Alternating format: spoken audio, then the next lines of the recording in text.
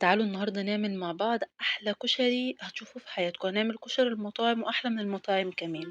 لو انتوا مش عارفيني، معاكم سارة، مطبخ سارة هيعمل معاكم كل الوصفات واحلى الوصفات، وهنعمل معاكم وصفات زمان. ايه رايك يا لولي في الكشري بتاع مامي؟ قشطة. الله. قالت لكم طبعا الكشري بتاع مامي وحشه، فانتوا لازم ما تصدقوش. طبعا عملنا اول حاجه الحمص. هو طبعا الاحسن لينا اللي احنا بننقع الحمص، بس انا حبيت اعمله ايه معاكم على طول كده. عملت طماطمايه وبصلايه ومعلقه توم وفلفل وكمون وملح وكزبره، وبنضرب ده كله في بعضه، وبعد كده بننزل بيه على الحمص بتاعنا الحلو الجميل. طبعا جبت البصلايه بتاعتي، جبت 3 بصلات وقطعتهم لقرنشات متساويه علشان تتحمر معانا كويس وما تتحمرش. ايه رايك يا لولو في البصل بتاع مامي؟ ايوه. حلوة. طبعا عملنا البصل بتاعنا، ولا تحطوا عليه نشا ولا دقيق ولا اي حاجه من الحاجات ده.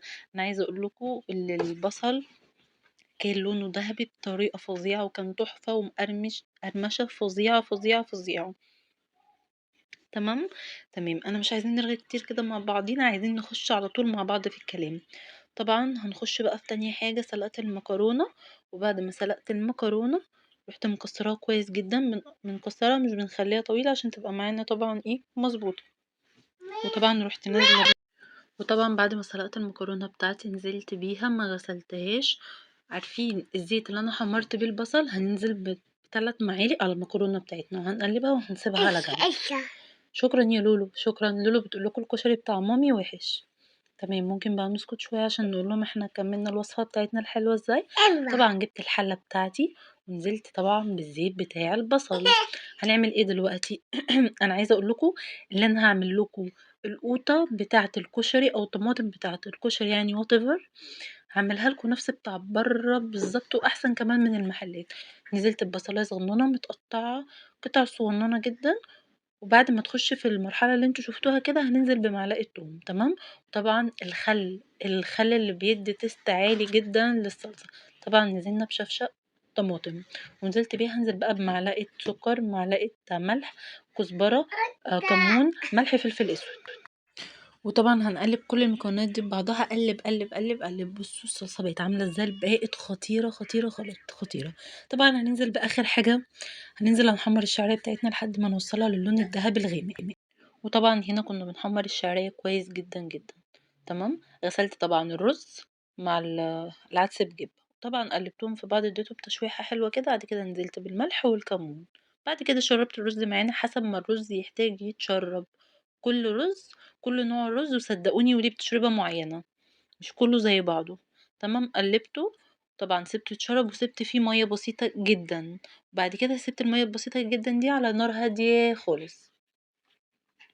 تمام. تمام. بعد كده بقى عملت بقى الشطة. انتوا عارفين طبعا الشطة بتتعمل ازاي، سهلة جدا. حطيت الزيت اللي هو بتاع البصلة الحلوة بتاعتنا، بعد كده رحت نازلة عليه بالشطة، بعد كده نزلت عليه بالفلفل الحامي بتاعي، بعد كده نزلت عليه بطماطم. عايزين تحطوا رشة ملح على كل المكونات دي حطوها. ونزلت طبعا بكبشتين من صلصة الطماطم. تمام. تمام. تاني حاجة هعمل التقلية بقى اللي هي اللي بيقولوا الدقة الحلوة بتاعتنا. نزلت بالدقة الحلوة بتاعتي، اديت بس تشويحة للتومة، تشويحة للتومة كده بسيطة على النار. وبعد كده نزلت عليها بالخل، بعد كده نزلت عليها بعصرة الليمونة الحلوة بتاعتي. انا مش بخليها تستوي على النار قوي، نزلت عليها بعصرة. طبعا نزلت عليها بالليمونة، وبعد كده برشة ملح ورشة كمون، وقلبت كل المكونات دي. بس هي دي كده الدقة الحلوة بتاعتنا اللي زي بتاع بره وبالظبط. طبعا ما تنسوش كبشة اللي هي الحمص، كبشة الحمص حطيت كبشتين 3 كده، بتديها تيست عالي جدا جدا جدا. عايزة اقول لكم كان كشري يعني فخم من الاخر. بصوا كانت حاجة كده بجد، كان خطير خطير خطير خطير. احسن من بتاع بره بكتير. احنا ضامنين عاملينه ازاي في بيتنا، حاجة نضيفة واحنا عارفين احنا عاملينها ازاي. ولو انتوا وصلتوا لحد هنا اعملوا لايكات كتير وشيروا الفيديو وكومنتات بقى، وقولوا لي عايزين تعملوا ايه وانا اعمله لكم. عامة انا عايزة اعمل لكم من وصفات زمان جدا واكلات زمان، سيبكم بقى من الوصفات اللي طالعة جديدة والافتكاسات والحاجات اللي طالعة جديدة دي. وعايزة اعمل لكم اكل موفر. الظرف اللي احنا فيه عايزين نعمل اكلات موفرة. ولو انتوا مش عارفيني، معاكم سارة نجيب.